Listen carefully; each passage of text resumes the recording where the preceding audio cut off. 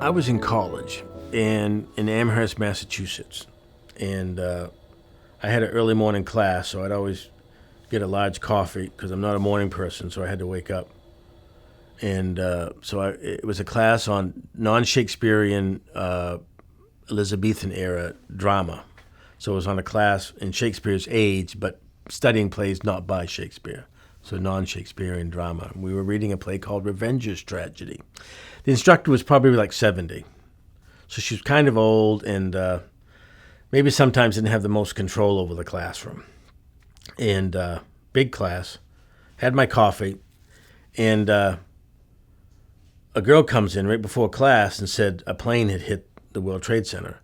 And I thought, well, a friend of mine just got a pilot, and she flew these small little planes out of Augusta, Maine. And so I was thinking that. When you say a plane, I'm thinking a little plane. So as the teacher comes in and the class goes, this girl who came in, she had a Walkman. This was before the iPod and stuff. So she's got a cassette Walkman that also has the radio station. She's got her headphones on all during class. And I'm thinking, why doesn't the teacher say something? You shouldn't be wearing headphones during the class. We're talking about the Revenger's Tragedy, this play, this terrific play from like 1876 or something. And 1576. And halfway through the class, this woman bursts out in sobs and gets up and leaves the classroom. And I thought, what the hell's that all about? And all I could think of is she knew somebody that was on the plane. Maybe she got a message. I mean, people had old-fashioned cell phones. They weren't smartphones, but did she know somebody on there? So the class is over, and as I'm walking out, I hear in the hallway, World Trade Center, World Trade Center. And I had like a 2-hour gap in between that first early morning class and my next. So I get back on the bus. I'm going back home to take a nap because I hate the mornings. So I'm going back to sleep. On the bus, I hear World Trade Center, World Trade Center, World Trade Center, World Trade Center. You know, I don't have a smartphone. I don't have a Walkman. So I just say, well, what the hell's going on with the World Trade Center? Why is everybody talking about it? So I go home and the first thing I do is I turn on the TV, and of course everything is 9/11. And the first thing I see is these two tall buildings. One's got smoke coming up, and then I see another jet is a replay of that second jet hitting that second building. And you see that explosion. It was a wide shot. And you see the smoke, so both of them are now on fire. And I see the crawl down at the bottom says, World Trade Center towers destroyed. And I literally couldn't believe my eyes because I thought I'd read about the first attack that happened like 8 years or 9 years earlier. And I read an article in Time Magazine that said, you can't knock these down with a Category 5 hurricane. You know, you can't knock them down. And I said, how irresponsible of the news to put down something fake. And you can obviously tell they're big buildings. You would know if this is a lie. Why are they doing that? And that's journalistic malpractice or something. And because I literally couldn't believe my eyes. I thought it was impossible. And it was just crazy. That was my first impression of 9/11 is I couldn't believe it. And that had never happened in my life before. Couldn't believe it.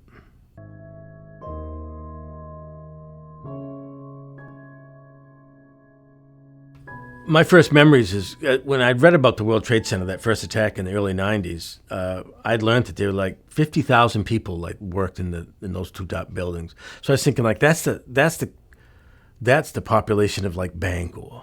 So I immediately thought, now that I realized that those, and you see the video of them actually falling, because I didn't see that at first. I just saw the two buildings on fire. But they'd already collapsed, I think, by the time I got home from after the class. You'd think the teacher would like brought in a TV or something during class or something, but I didn't see it. Once they fell, then I thought, that's 50,000 people gone.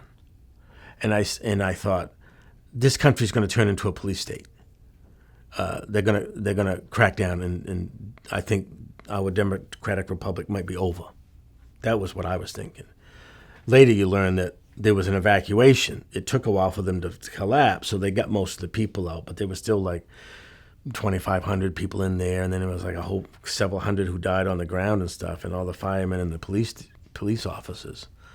So there was like over 3,000. Then you learn that there was an attack on the Pentagon that same day, and then there was one apparently going towards the Congress that passengers tried to get back and take control of the plane, and the hijackers just drove it into the ground.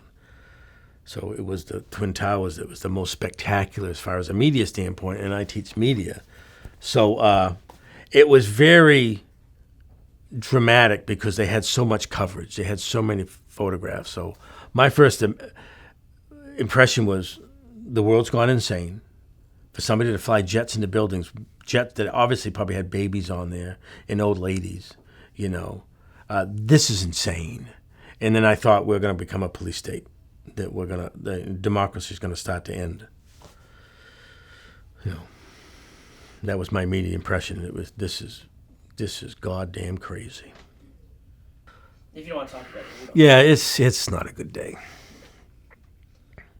But I try to avoid actually reliving it because I think I got PTSD, and I just realized this a couple of years ago that it was so friggin' shocking that I can't get into it because it's overwhelming. So I try to think of it abstractly and think about all the camera angles they had. They had, just from a filmmaking standpoint, they had such great coverage. So I start thinking about that and not the emotions because it was very disturbing.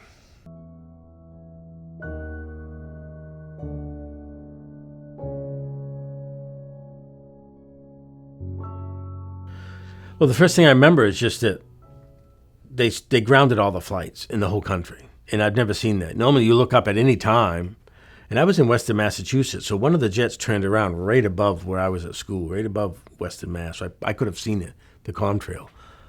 But that was the last one you saw for like a week. No flights planned, so they grounded everything. That was crazy. And then I remember talking to my neighbors. I had a downstairs neighbor in this apartment building I was living in when I was in college. Didn't like him. He always played music, like enough to, crack dishes in the cupboard. Didn't like him. But we were talking that day because it was so disturbing that you talked with everybody. And I had to go to work that night I was working at a hotel night shift. Well, not the night shift, but the afternoon to early evening shift, just to make money. Paid my way through college. And so I remember just talking, just being in shock. It didn't seem real for the first couple of days. And, excuse me.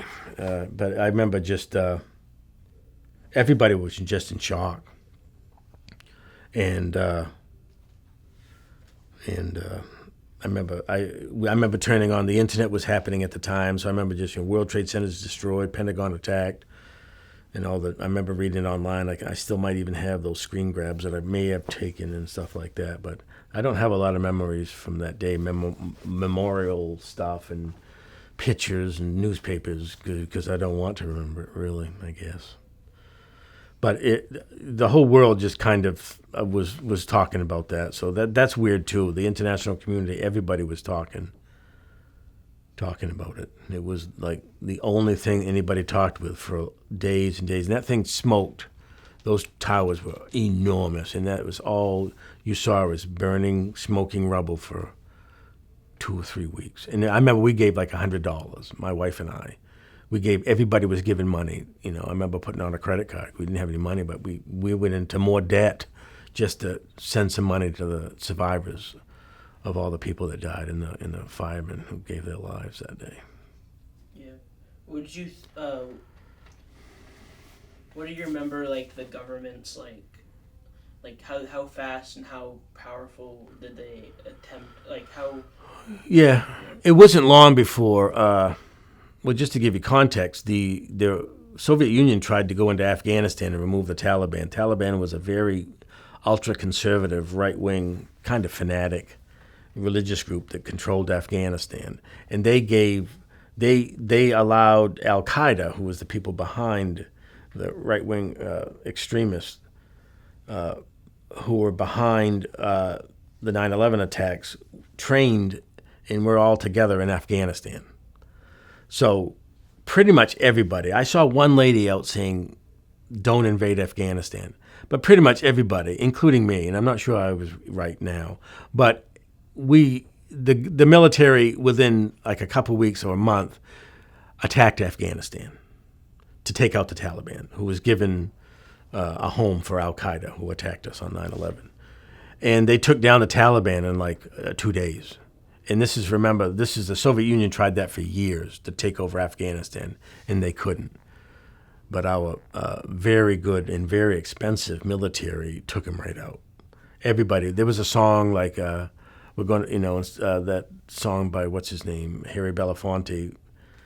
But they changed the lyrics to "We're going to bomb the Taliban" or something. I remember that was on the radio. They had this joke song like "We're going to bomb the Taliban," and we bombed the hell out of them. I mean, what are you going to do? I mean, how are you not going to? The people that attacked us, we went and took them out. So I think everybody with that. I was no fan of that administration, and I didn't think, and we can get into the whole history behind 9/11, but I wasn't a fan of the government. But as far as the governmental plan, the military to go in to take out Al-Qaeda and the Taliban, I thought that was the only choice we had, and I wasn't against it.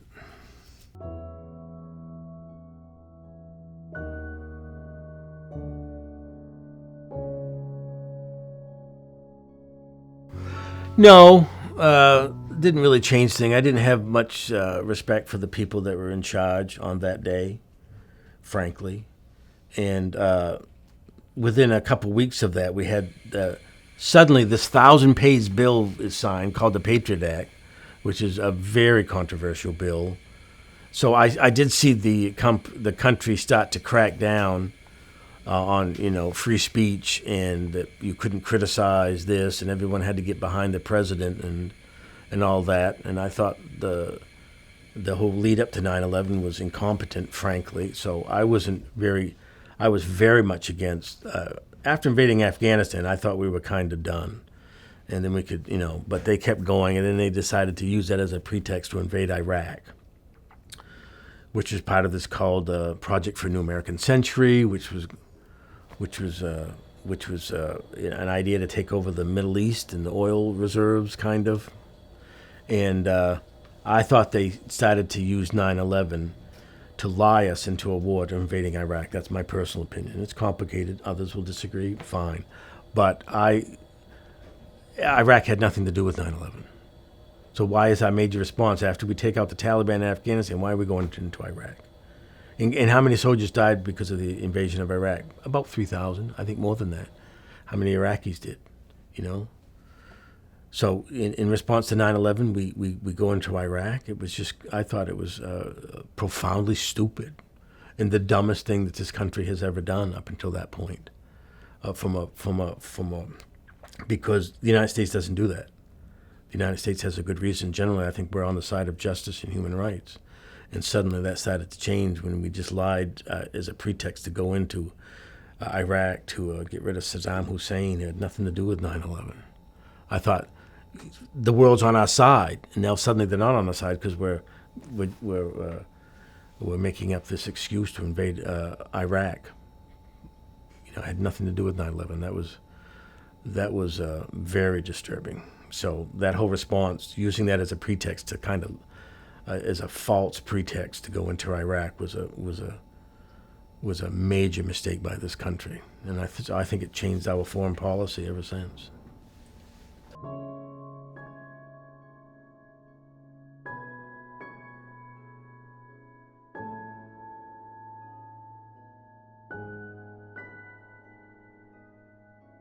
Well, before 9/11, I mean, the World Trade Center was attacked in like 1991 or 1992 by the same kind of groups, the extremists from Middle East, Saudi Arabia and people from that area. They tried to blow it up with. That's how I read about that article in Time Magazine that talked about how strong the World Trade Center was, and how you can't blow it up. They put a bunch of TNT in a U-Haul truck, and they tried to blow up one of the towers.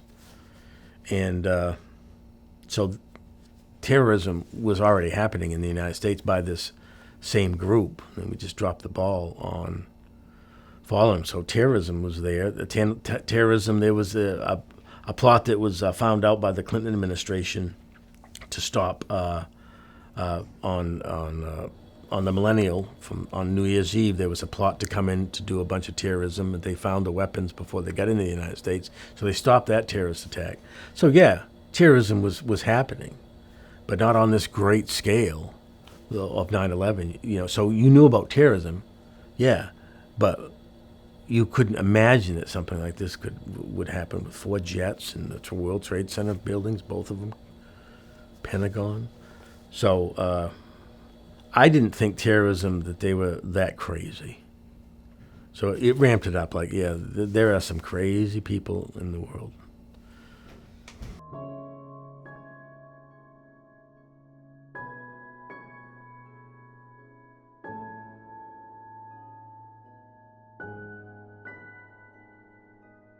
I think one lesson of 9/11 is extremists are always wrong on any side of an issue.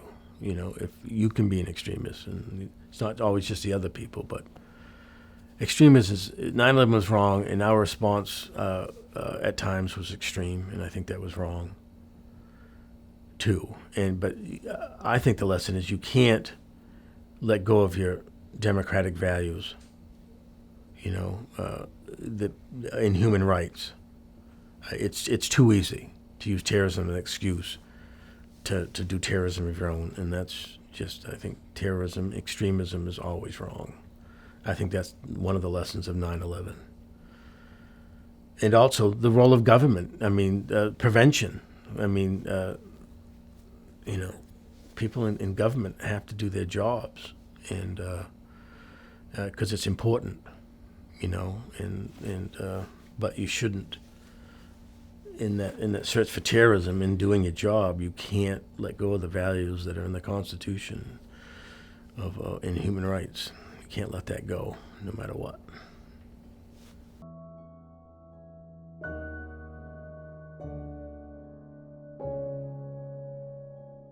Yeah, I guess I did. And there was like a weird, like, anthrax, like people were getting mailed anthrax. So it was like the creepy people came out of the woodwork, but not really worried because I was in like smallest town in Western Mass. I'm not in New York City. I'm not in Washington.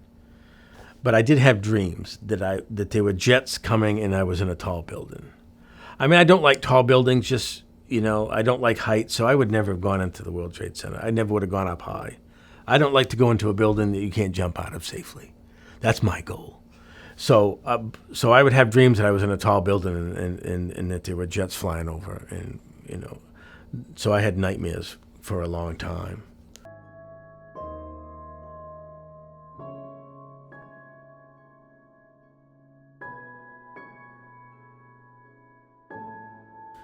No, I can remember writing in my journal that, here comes the police state, 50,000 dead. I wrote that. I had never looked at it. Never looked at the notes I wrote on that. I don't have any memories. I don't have any photographs. I have memories of my roommate going out and playing basketball because he couldn't face it. Didn't even want to think about it. I remember telling my wife, my fiance at the time, that if they had attacked the Lincoln Memorial, I would have joined the military. Because Lincoln's my hero, but no, I don't hold on to anything except trauma, apparently. Well, why would I? Why would you have a memory of, like, the worst day? Except for my mother dying. That's the worst day of my life.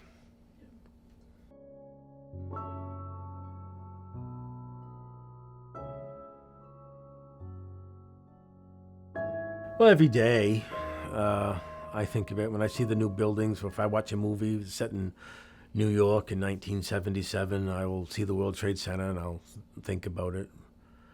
But no, I don't think so. I think it was really an interesting sociological experiment because I wasn't alive when Kennedy got shot. So I was trying to think almost like, because I'm in college and I'm thinking of sociology, and it was just interesting how life goes on. I remember the government said, continue shopping. I thought that was awfully facile, a response to another day of, what if FDR had got on there and said, this is a day of infamy, Pearl Harbor, but keep shopping. Keep the economy running at top.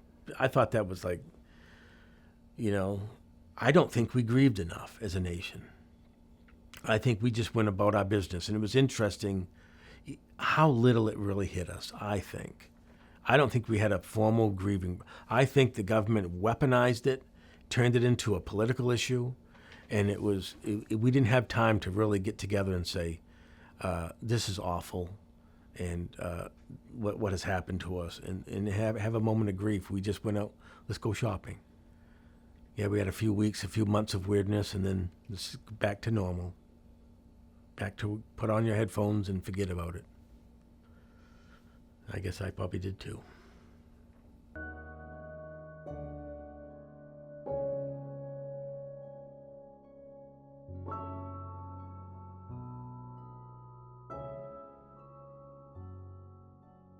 I was getting ready to go teach, I think, and I was listening to the news. By then, I think I had a Walkman. Well, I turned on the TV or something, but I think I heard on NPR that there were celebrations going on and that Bin Laden had been killed. And I thought that's sad. I thought this country should arrest him and put him in prison and make him a number and have him in a little room for the rest of his life. That's what we do to people. We don't go out in revenge and murder people, even mass murderers like that. On the other hand, it's not like I shed too many tears about it because he was a son of a bitch and he deserved it. But I thought, we're another country. We're a country of laws. And I thought, even a bastard like this, we should arrest him and put him in prison. But they said, he would be an attraction. People would try to get into prison, try to break him out. Yeah, so what? He'd just be a number for the next 30, 40 years. So I didn't blame him. At least we gave him I was proud of us that we gave him a Muslim burial at sea with a cleric there. So we gave him a full religious. That was respectful. But I don't think we respected our Constitution enough. And I remember that night I had a dream that I met Osama bin Laden. And I was talking to him. And I knew he was crazy. So I had to be careful as this conversation. But I felt sad meeting him. But I had to be cautious because I knew he was crazy. So I was trying to figure out my unconscious of, my feelings that he's dangerous, and what we did to him, maybe we had to, but I was still sad that it happened. I mean, it was a weird dream that I met Osama bin Laden that night. 'Cause it actually made me sad. But I wasn't celebrating, And I was a little bit proud that at least we gave him a Muslim burial, but I didn't feel much beyond that. I don't think. I wish we'd thrown him in prison.